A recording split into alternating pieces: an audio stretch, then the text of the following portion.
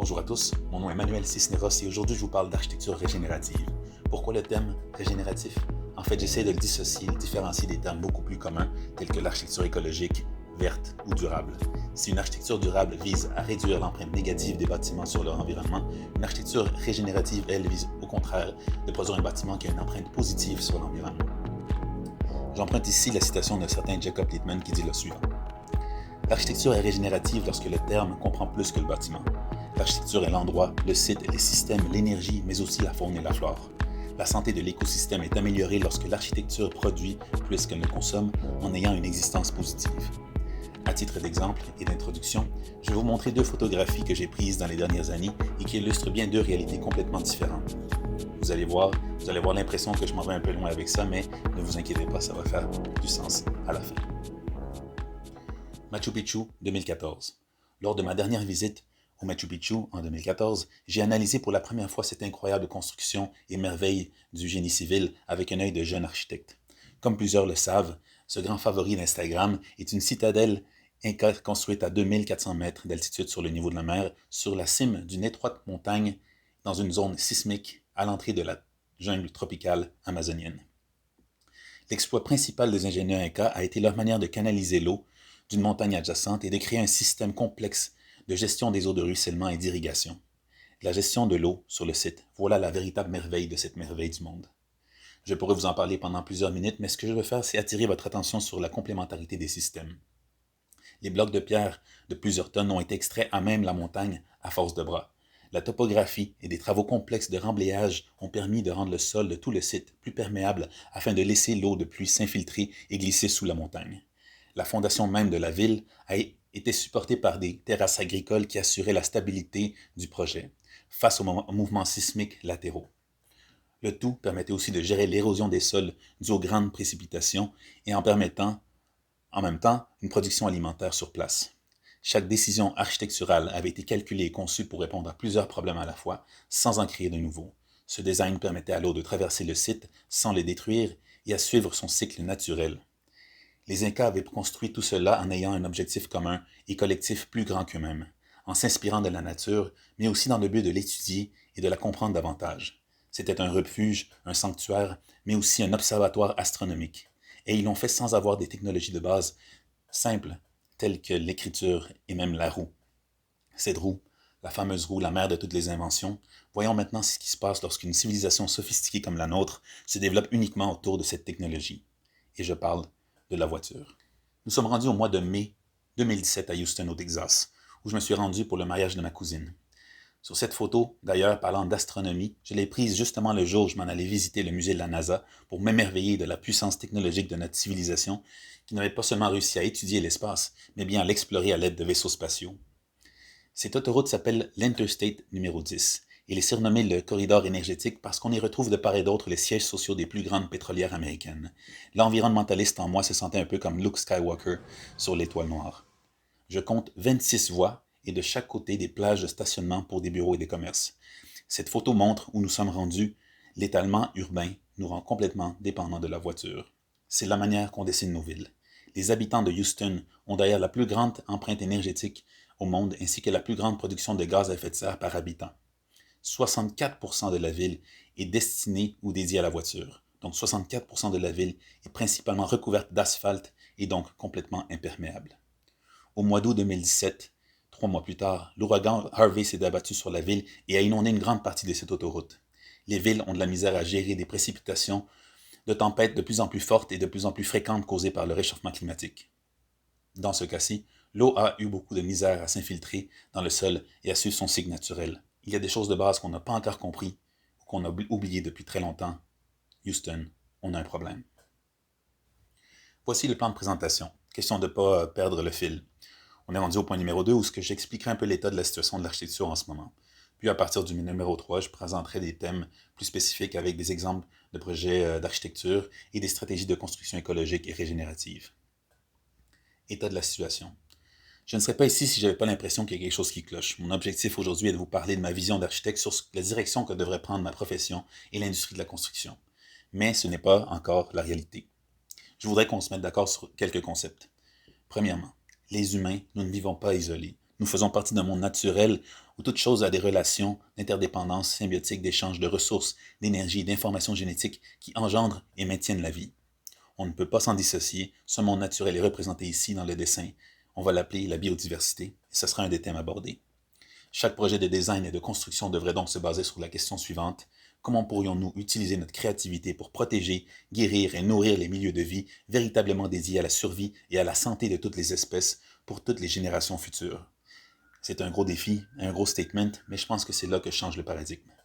Notre défi est d'arriver à comprendre les relations d'échange de ressources qui se produisent à grande échelle dans une grande boucle fermée, notre planète. Comme tout métabolisme du vivant, il y a dans l'architecture une série de flux entrants et de flux sortants. Ce sont les 3 thèmes que j'aborderai aujourd'hui. Ce qui rentre dans le système, l'énergie, l'eau et les matériaux, et de l'autre côté, ce qui en ressort, les pertes énergétiques, les eaux usées et les déchets.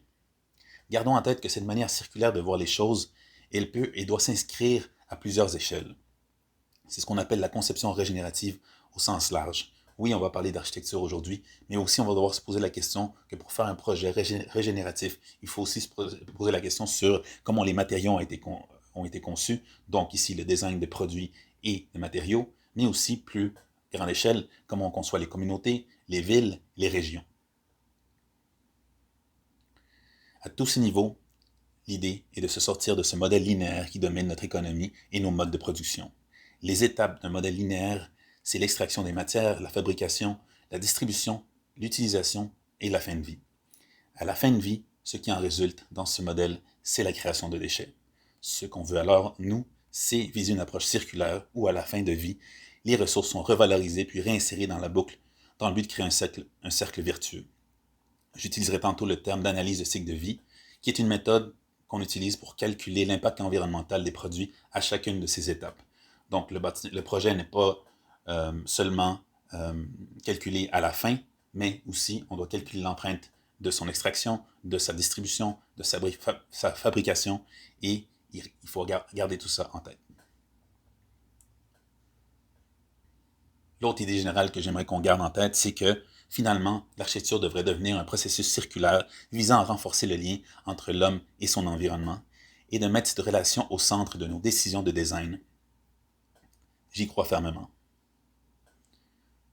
Partout dans le monde, mais malheureusement particulièrement au Québec, c'est très difficile de sortir du modèle actuel. En fait, pourquoi il n'y a pas plus de projets écologiques? Les raisons sont complexes et multiples. Je dirais qu'en gros, ce qui freine l'innovation verte au Québec, ce serait le fait qu'on a une abondance de ressources, on a beaucoup d'arbres, on a beaucoup d'énergie, on a beaucoup d'eau. On a des réglementations qui ne sont pas assez sévères, qui sont très vieilles, qui sont dépassées. On a des manques d'incitatifs aussi. On a un modèle financier qui permet de faire de l'argent en développement des terrains, mais qui ne prend pas en compte les externalités que je vais vous expliquer aujourd'hui. Puis enfin, il y a la résistance au changement d'une industrie qui est habituée à faire les choses de la même manière depuis longtemps, c'est-à-dire construire des bâtiments le moins cher possible. Voici un bâtiment traditionnel. Vous voyez que dans l'ensemble des thèmes abordés, l'empreinte est négative. C'est-à-dire que les matériaux qu'on utilise vont devenir éventuellement des déchets.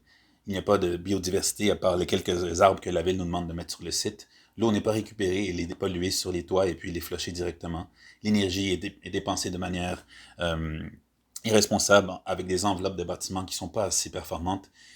Et finalement, la santé des usagers est impactée par tous ces éléments-là, spécialement celle des matériaux qu'on choisit pour faire des bâtiments et la mauvaise ventilation qu'on a sur les projets. Un bâtiment certifié écologique, malheureusement, son impact est souvent encore négatif. Les matériaux sont un peu moins mauvais, la biodiversité, on a mis quelques arbres de plus, on a peut-être mis un petit morceau de toit vert, on a mis une toiture blanche, on a placé un système mécanique plus performant, oui, mais on gère pas nécessairement, on ne réutilise pas nécessairement toute l'eau de pluie.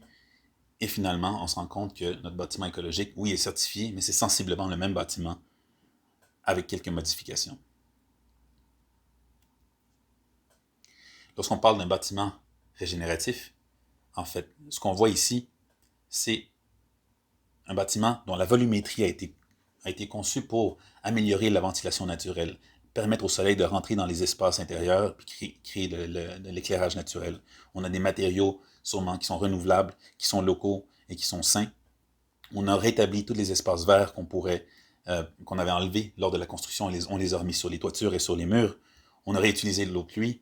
On la traite, si on peut, dans les paysages autour du bâtiment. On a une enveloppe qui est énergétiquement performante. Et enfin, justement, l'impact de tous ces éléments-là fait que la santé des usagers est beaucoup améliorée. Il faut maintenant replacer ce même concept-là à l'échelle de la ville et se poser les questions suivantes. Comment pourrions-nous non seulement repenser les bâtiments, mais bien la manière dont ils sont interreliés par leur échange de ressources et la manière dont ils pourraient supporter de manière solidaire et obligatoire les charges environnementales des villes pour créer des infrastructures partagées réellement vertes? Comment pourrions-nous modifier les lois et le zonage pour renforcer une économie de partage et de fonctionnalité des espaces, favorisant une mixité d'usage, la densité et la proximité des communautés et ainsi se libérer de notre dépendance à l'automobile? La solution réside dans une plus grande densité des villes. La densité sera un des autres thèmes que nous allons aborder aujourd'hui. Cette matrice représente un résumé de ce que je viens de vous dire. Donc, si on compare une approche traditionnelle versus une approche régénérative, en termes de matériaux, on voit qu'au lieu d'enflouer les matériaux, on voudrait les revaloriser. Au lieu d'avoir une absence de biodiversité, on voudrait créer de nouveaux milieux de vie. Au lieu de polluer l'eau, on voudrait l'épurer sur le site. Et au lieu de perdre l'énergie, on voudrait la récupérer. Et au lieu de créer de l'étalement urbain, on voudrait créer à la place des milieux de vie plus denses, mais aussi, à échelle humaine, des quartiers écologiques. L'architecture aujourd'hui n'est pas durable. L'architecture de demain doit être régénérative. Matériaux et déchets. Connaissez-vous l'indice de circularité mondiale? Eh bien, il y a une organisation européenne qui le calcule à chaque année et nous sommes rendus à 9%. Ça, c'est la quantité de ressources que nous extrayons de la Terre à chaque année et que nous réinsérons dans les systèmes de production après leur utilisation. Ça veut dire que 91% de toutes les autres ressources et l'équivalent de 92 milliards de tonnes de ressources par année se transformeront un jour en déchets et nous allons devoir les cacher, les enfouir, mais ils ne disparaîtront jamais. Quels devraient être nos objectifs lorsque nous concevons des bâtiments par rapport aux matériaux? 1. Utiliser des matériaux renouvelables, naturels et locaux. Ça donne qu'au Québec, on en a un en très grande abondance et c'est le bois. 2. L'analyse de cycle de vie des matériaux. Comme je l'expliquais un peu plus tôt, il ne faut pas juste comprendre la composition finale d'un matériau, il faut comprendre aussi la manière qu'il a été produit, la manière qu'il a été distribué, son utilisation et son utilisation en fin de vie. 3. Réduire la quantité de déchets. On dit qu'environ 30% des matériaux de construction sont gaspillés sur un chantier. 30%, un tiers des déchets. On devrait être capable de faire des constructions zéro déchet. 4. Ne pas utiliser de matériaux toxiques. Les cols, les scellants, les traitements anti-flammes, les composés volatiles organiques sont tous nocifs pour la santé. On dit que la qualité de l'air intérieur dans les bâtiments est de 3 à 10 fois moins bonne qu'à l'extérieur. 5. Réduire l'utilisation des matériaux biodégradables à base d'hydrocarbures comme les plastiques, le bitume et l'asphalte. Ça sonne un peu impossible à faire en ce moment, mais je pense que c'est un très grand défi et on est mieux de commencer à y penser maintenant. Exemple de premier projet, le décathlon solaire. Le premier projet sur lequel j'ai travaillé lorsque j'étais à l'université est le décathlon solaire, en équipe avec les étudiants de l'ETS et de l'UDM. C'était un concours international pour concevoir une maison solaire complètement autonome qui devait être transportée jusqu'à Washington pour être montée en 3 jours, puis testée par des experts. La conception de la structure prévoyait l'assemblage de modules préfabriqués et aussi leur désassemblage afin de les ramener au Québec après le concours. On y voit ici quand même un ensemble de stratégies vertes, telles que les murs verts, tels que les panneaux photovoltaïques, les panneaux solaires thermiques, et aussi on voit un isolant transparent qu'on avait utilisé au centre de la maison. Ici, on la voit qu'elle a été montée au parc Jean-Drapeau, à côté de la biosphère quelques années plus tard. Mon premier stage comme architecte s'est déroulé à Shanghai, en Chine, pour la firme A00 Architecture. La firme était en charge de la supervision de la construction de cette maison écologique construite en terre, la terre même excavée pour construire la maison. On ne peut pas avoir de matériaux plus local que ça. Une technique ancestrale qui avait été revisitée et modernisée par une compagnie de Vancouver. On avait aussi conçu la maison de service, la maison du gardien, comme un prototype avant de faire la vraie. Je sais pas pour vous, moi je dirais pas non à une maison comme ça. C'était devenu un endroit aussi que des étudiants visitaient pour venir comprendre les stratégies environnementales. On voit ici le toit de débordement pour contrôler le soleil et aussi la toiture végétalisée. On avait fait d'autres prototypes tels que ce bar à vin qui en fait est mon premier projet de design construit dans ma carrière. Sur cette photo, on voit Rafer Wallace, un ami et mentor qui suite à ça est devenu un expert mondial des matériaux écologiques et de la qualité de l'air dans les espaces intérieurs. Sa compagnie a lancé il y a quelques années une certification qui classe et calcule la composition de l'air dans les espaces intérieurs, taux de CO2, particules fines, composés, volatiles organiques. Je suis persuadé que la qualité de l'air deviendra un sujet de plus en plus important au cours des prochaines années, surtout avec la pandémie actuelle. Nous respirons 15 000 litres d'air par jour dans nos milieux de travail et on n'a aucune idée de quoi cet air est composé. Je tiens d'ailleurs à vous remercier d'être ici ce soir. Après 7 mois de télétravail tout seul à la maison, c'est le fun de recevoir une gang. Salut. Biodiversité. Lorsqu'on regarde des photos aériennes de la ville, on constate que de 50 à 60% de la ville, de la superficie de la ville, est dédiée à l'automobile. Selon cette photo de mon quartier, la Petite Patrie, on pourrait estimer qu'à peu près l'autre 50% de la ville sont des toitures plates et vides qui ne servent à rien. Des centaines de kilomètres carrés d'asphalte et de bitume qui se décomposent au soleil et polluent l'eau de pluie. Au Québec, voici la manière dont on aménage et on utilise les endroits qui ont le plus de soleil et les plus belles vues dans le bâtiment. Comme je dis depuis tantôt, une ville en santé est une ville verte. Comment pourrions-nous alors remplacer tout ce gaspillage d'espace? Il existe une technologie vraiment développée qui réussit à produire de l'oxygène, emmagasiner le carbone, capter de l'azote, distiller l'eau, purifier l'air, mais aussi créer des sucres et des nutriments complexes, créer des habitats pour des espèces, tempérer le climat, prévenir l'érosion des sols, et en plus ça change de couleur, puis ça se reproduit tout seul en utilisant de l'énergie solaire. Eh bien ça, la végétation et les arbres, c'est probablement le meilleur outil qu'on a pour rendre nos projets beaucoup plus résilients, régénératifs. Je propose un nouveau mouvement avec le hashtag Occupons les toits. Je pense aussi à d'autres hashtags du type Verdis-toi ou Réveille-toi, qui pourraient nous aider à mener une nouvelle révolution du verdissement urbain. Les grandes métropoles et leurs banlieues sont construites sur des terres les plus fertiles du pays. Considérant les questionnements actuels sur la sécurité et notre autonomie alimentaire, comment pourrions-nous réintégrer les systèmes de production alimentaire et de gestion des matières organiques résiduelles au sein d'une architecture régénérative qui produit des aliments locaux, sains et sobres en carbone? Les stratégies. Assurer la plantation d'arbres en terre pleine et pas sur une dalle de stationnement. Un sol en santé est un sol rempli de biodiversité qui devient pour cette raison un grand capteur de carbone. 2. Créer des concepts d'aménagement autour des bâtiments remplis d'espèces indigènes et diversifiées. On ne parle pas ici d'avoir des arbres au 10 mètres comme demande parfois la ville, mais plutôt de proposer des véritables mini-forêts urbaines et des corridors écologiques qui traversent la ville. 3. Verdir les toits, comme j'ai dit tantôt. Hashtag Occupons les toits. 4. Proposer des plans d'agriculture urbaine et utiliser des espèces comestibles comme des arbres fruitiers. Voici le premier projet sur lequel j'ai travaillé quand je suis arrivé chez Sidley Architecture. J'y travaille depuis 2014 et j'y suis encore architecte chargé de conception et des stratégies durables. Mes collègues ont proposé dès le début du projet de créer un parc en terre pleine sur la moitié du terrain appartenant aux clients. L'autre moitié était dédiée à la construction d'un grand campus de travail. Donc la moitié du terrain était un parc dédié aux loisirs, au plein air et aux espèces animales. On le sent dans l'image, l'intéressante cohabitation et le dialogue entre les espaces naturels et les espaces construits. Le bois envahit littéralement le bâtiment. Sur cette image, on voit le contraste entre le parc et l'autoroute 40. Les espaces verts au centre du projet étaient dédiés à des aires sportives destinées aux travailleurs. Mais le reste du parc était accessible au public. Des sentiers permettaient de faire de la randonnée, de la course à pied, du vélo, et des espaces étaient dédiés pour l'agriculture. C'est important dans notre climat de penser aux 4 saisons. Cette forêt urbaine était composée d'espèces diverses, incluant des conifères, qui rendaient l'espace encore plus agréable en hiver. La ville de Montréal plante en ce moment, et a planté depuis plusieurs années, beaucoup de frênes, et en ce moment ils sont tous en train de tomber malades. Voilà l'importance de la biodiversité. Côté architectural, des brises-soleil contrôlent efficacement les gains solaires du bâtiment. Cette géométrie très pratique donne aussi sa signature architecturale. L'eau. Tout le monde connaît cette image. C'est le cycle naturel de l'eau. On la connaît, mais on ne la comprend pas vraiment.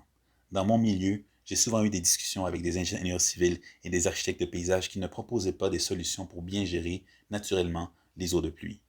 L'eau de pluie suit un cycle éternel qui est toujours le même, et elle permet la vie.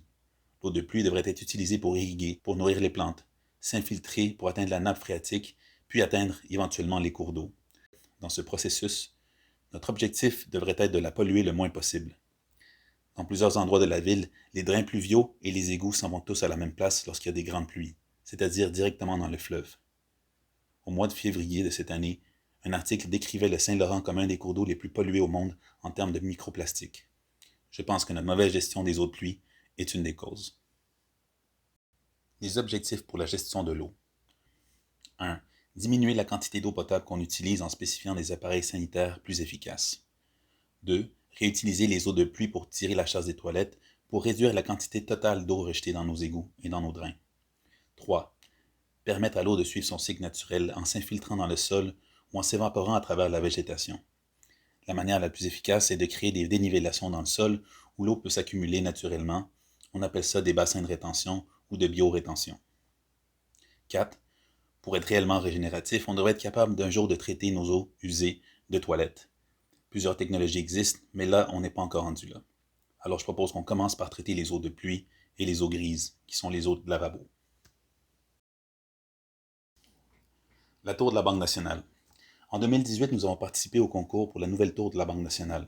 On n'a malheureusement pas gagné, mais je vais quand même vous montrer cet exemple parce que c'est un bel exemple intéressant de gestion de l'eau intelligente sur un bâtiment.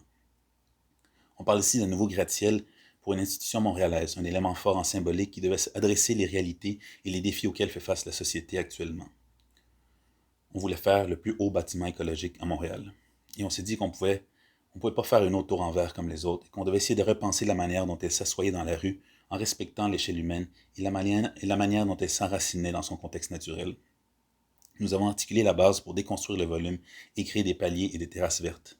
Encore une fois, nous avons libéré une grande partie du site pour créer un parc naturel en pleine terre. Et ce parc était relié à un grand atrium intérieur pour créer un seul et même écosystème continu. La tour s'ouvrait à la base pour faire entrer le parc à l'intérieur. Plusieurs stratégies reliant l'atrium et le parc ont été proposées. La géothermie, des puits de ventilation allant chercher l'air frais dans le parc et des systèmes de récupération de l'eau. Les eaux de ruissellement sur les façades de cette tour de 40 étages étaient récupérées à la base directement dans le parc. Un jeu de topographie et de dépression dans la terre nous ont permis de créer des jardins inondables. C'est-à-dire que pendant les fortes pluies, les jardins se remplissaient en créant des bassins de rétention naturels remplis de plusieurs espèces de plantes. Une fois la pluie passée, l'eau s'infiltrait tranquillement dans la terre. Cette idée permettait de créer un oasis dédié à la biodiversité en plein centre-ville de Montréal. J'ai décidé de vous parler de densité avant de vous parler d'énergie parce que l'énergie est un thème qui réunit tous les autres. Ce serait donc un bon résumé. Les stratégies par rapport à la densité pour créer des villes plus écologiques sont 1. La création de quartiers et de communautés. Ça veut dire concentrer la population dans des milieux de vie ayant une belle échelle humaine afin d'assurer une plus grande convivialité. 2. La proximité et le déplacement actif. Donc planifier des villes et des quartiers faits pour se déplacer à pied ou à vélo. Cela inclut d'aménager des trottoirs et des espaces publics agréables, végétalisés et qui sont sécuritaires à tout moment de la journée. 3. La mixité d'usage, c'est-à-dire offrir plusieurs types de fonctions telles que des bâtiments résidentiels, des services de proximité, des lieux de travail, des écoles, des commerces, etc. Cela permet de réduire l'empreinte énergétique des gens qui n'ont plus besoin de prendre leur voiture pour se rendre à la garderie, chez le nettoyeur ou pour faire des courses. 4. Accès à des transports en commun. Cela implique aussi d'avoir accès à des moyens de transport alternatifs tels que des bornes d'autopartage et des bornes de vélopartage. 5. La mutualisation des ressources. Comme je le disais en début de présentation, il y a d'énormes avantages à partager des services et des infrastructures entre les bâtiments. Espace Montmorency à Laval. J'ai commencé à travailler sur ce projet en 2015 et il a beaucoup évolué depuis, mais je pense qu'on a réussi à garder son essence jusqu'en ce moment. Ce projet s'attaque directement à l'étalement urbain et à l'empreinte énergétique donc des usagers, en proposant un bâtiment structurant pour le nouveau centre-ville de Laval. L'idée est de prendre les composantes d'un quartier développé à l'horizontale et de les superposer à la verticale pour créer un quartier ou un petit village en 3 dimensions. La manière dont les blocs sont superposés et disposés sur le site permet au soleil d'atteindre la cour intérieure. Ici, on voit sur cette image les différents usages du projet. Il y a du logement pour retraités, mais aussi un bloc avec des logements pour jeunes adultes, des espaces à bureaux, un hôtel, des liens de connexion entre les bâtiments et des niveaux commerciaux avec des restaurants, des boutiques et une garderie. Le tout est relié par un passage souterrain à la station de métro Montmorency. Donc les gens qui y habitent n'ont pas besoin de sortir dehors. Ils pourraient se rendre s'ils voulaient au centre-ville de Montréal en hiver pour aller magasiner puis revenir chez eux sans jamais avoir eu besoin de manteau. Ensuite, tantôt quand je parlais de mutualisation des ressources, le meilleur exemple ici est la création d'une boucle énergétique. Qu'est-ce que c'est? Eh bien, c'est simplement de connecter tous les bâtiments à des salles mécaniques communes. Voici un dessin d'ingénieur que j'ai essayé de simplifier. En connectant tous les bâtiments, on diminue énormément le gaspillage. Toute l'énergie excédentaire est réutilisée. Par exemple, le matin, lorsque tous les gens qui sont à l'hôtel prennent leur douche, eh bien, l'énergie de cette eau chaude est récupérée dans une salle mécanique et cette chaleur peut être réutilisée pour chauffer des espaces à bureaux. C'est simple finalement. C'est du gros bon sens. Ça permet de réduire notre consommation énergétique, on paie moins d'électricité et en plus, il y a moins de salles mécaniques, donc il y a une grande économie de coûts de construction en début de projet. Tous les clients aiment ça quand on leur parle de réduction de coûts de construction, alors tout le monde y gagne. Notre idée initiale était de proposer des toitures communes pour tout le projet. En superposant des blocs, on se retrouve toujours à regarder le toit du voisin, donc on voulait les aménager et les verdir le plus possible. On a proposé un ensemble de toitures avec des espaces différents, des espaces sportifs, des espaces pour chiller ou bien des espaces potagers pour produire des légumes. Pour essayer de séduire nos clients, nous avons proposé ce concept d'économie circulaire de production alimentaire et de production de miel. Les déchets alimentaires des habitations étaient compostés, le compost servait à faire pousser les légumes et une compagnie agricole urbaine revendait les légumes aux restaurateurs du rez-de-chaussée qui, eux, servaient de bons repas aux habitants du projet. Une grande boucle. Finalement, plusieurs de ces belles idées furent coupées au cours du processus. On s'est fait ramener à la réalité comme d'habitude. Il est parfois difficile de justifier certaines de ces idées car elles ne rentrent pas dans les modèles d'affaires traditionnels des développeurs. Ce grand bâtiment vise quand même la certification LEED Or et on a quand même réussi à garder 12 000 pieds carrés de jardins potagers sur les toits cultivés par les habitants. L'idée des chèvres pour entretenir les toits non plus n'a pas survécu. Voici les images finales du concept tel qu'il sera construit au cours des 2 prochaines années. La première est une vue sur la rue René-Lévesque et la deuxième, celle-ci, est la sortie du métro Montmorency. Et voici quelques images de la construction. Celui-là, on le construit pour vrai. Un très grand complexe chantier de 1,4 million de pieds carrés. J'en profite pour faire un shout-out à mon ami Bruno. Ça fait plus de 3 ans que tu gères le projet et je sais pas comment tu arrives à garder ton sourire et ta bonne humeur. Énergie et carboneutralité. En 2019, les scientifiques de la GIEC ont produit un nouveau rapport qui propose de diminuer d'ici 2030 nos émissions de gaz à effet de serre de 45% par rapport au niveau de 2010. Les objectifs que s'est donné le gouvernement québécois sont beaucoup moins ambitieux et même là, il n'y a pas de réel plan pour les atteindre. Ils ont déjà raté les objectifs de 2020 en passant et ils n'ont rien dit à personne. Une nouvelle loi sur l'économie d'énergie est entrée en vigueur au mois de juin cette année, après 30 ans d'attente. Cette nouvelle loi ne nous permettra pas d'atteindre les objectifs, loin de là. Les objectifs des scientifiques de la GIEC visent d'ailleurs à ralentir le réchauffement planétaire pour ne pas dépasser les 1,5 degrés Celsius d'ici 2030. Ça, c'est dans 10 ans. Au-delà de cette température, les conséquences seront irréversibles pour la planète. Et ce n'est pas directement la chaleur ou les pandémies ou la montée des eaux ou les catastrophes naturelles qui affecteront le plus notre espèce du premier coup, mais bien l'impact cumulatif de toutes ces choses sur l'accélération de la dégradation et de l'effondrement de la biodiversité sur la planète. Tout est relié, comme je dis depuis le début.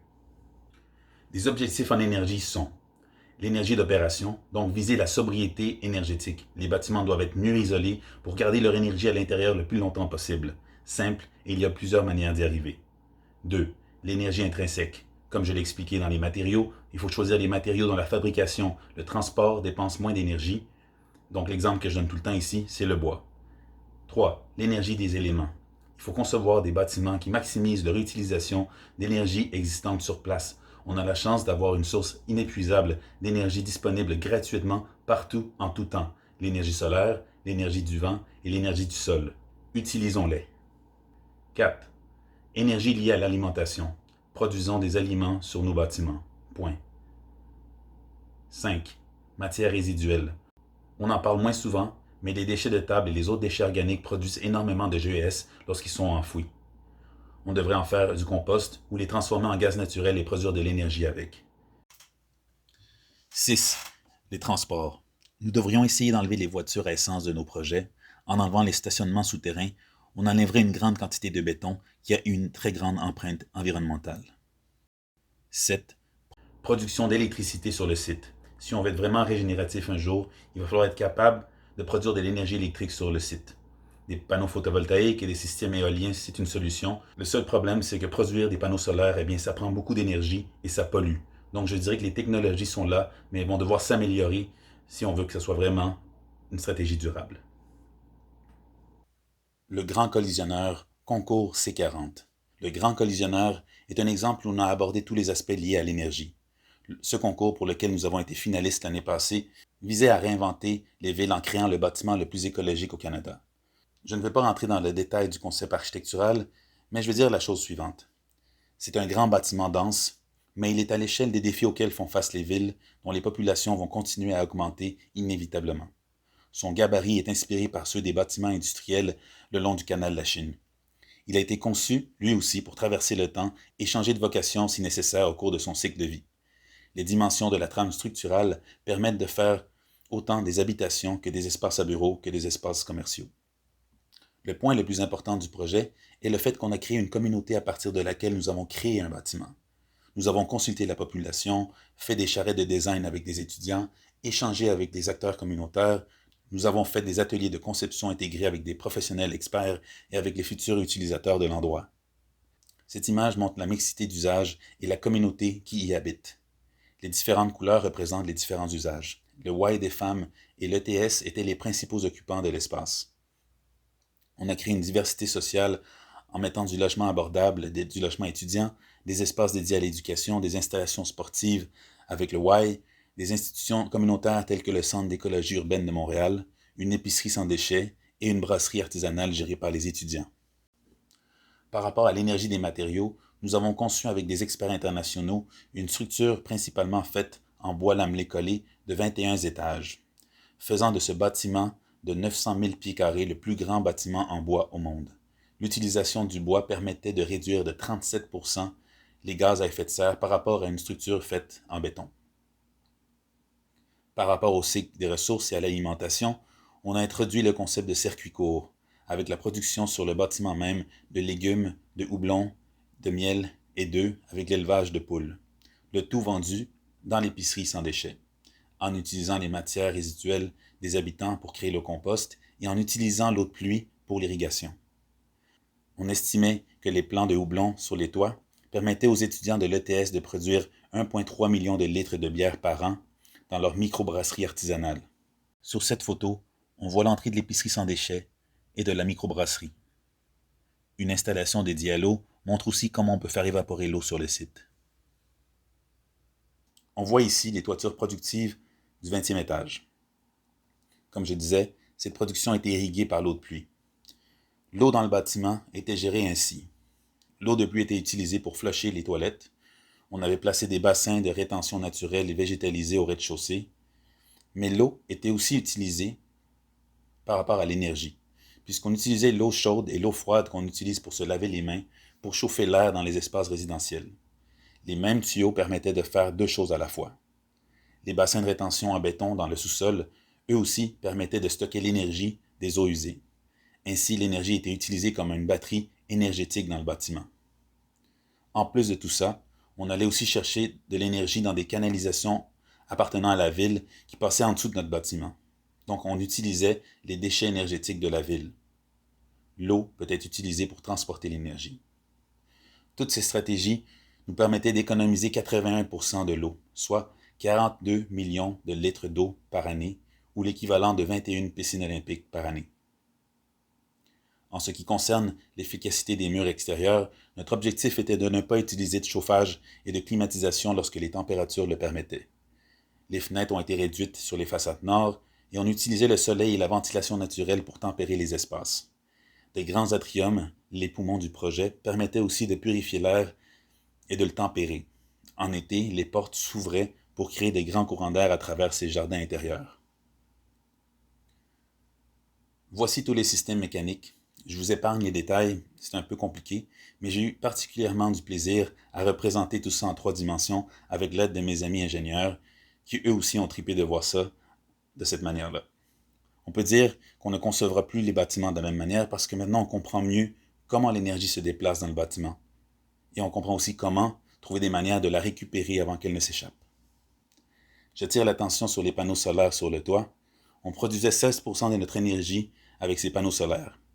Des voitures électriques en autopartage permettaient d'accumuler l'électricité au sous-sol. Elles étaient les batteries du bâtiment en cas de panne électrique. Ces voitures permettaient aussi d'annuler complètement les stationnements de voitures à essence. En enlevant 150 cases de voitures, on économisait l'équivalent de 236 tonnes de gaz à effet de serre par an. Tout ceci nous a permis de réduire de 75% notre consommation énergétique. Et vu qu'on utilise de l'hydroélectricité au Québec, qui ne produit pas beaucoup de gaz à effet de serre, on était capable de réduire notre production de gaz à effet de serre totale de 99%. Le 1% était compensé pour nous donner un bâtiment zéro carbone.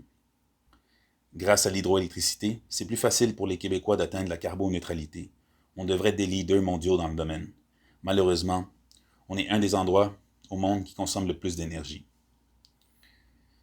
Cette image montre l'entrée du bâtiment, où on faisait la commémoration d'un ancien moulin, avec une grande ouverture dans cette salle événementielle. On voit aussi la présence de sapins et de conifères qui contrôlaient les courants d'air et les bruits provenant de l'autoroute, située à proximité. Puis finalement, une vue des jardins intérieurs, l'endroit pour socialiser. C'est aussi dans ces atriums qu'on cultivait les pousses avant de les planter sur le toit. La présence de la structure en bois rend l'espace extrêmement chaleureux. C'est ainsi que se terminent les exemples. Maintenant, passons à la conclusion.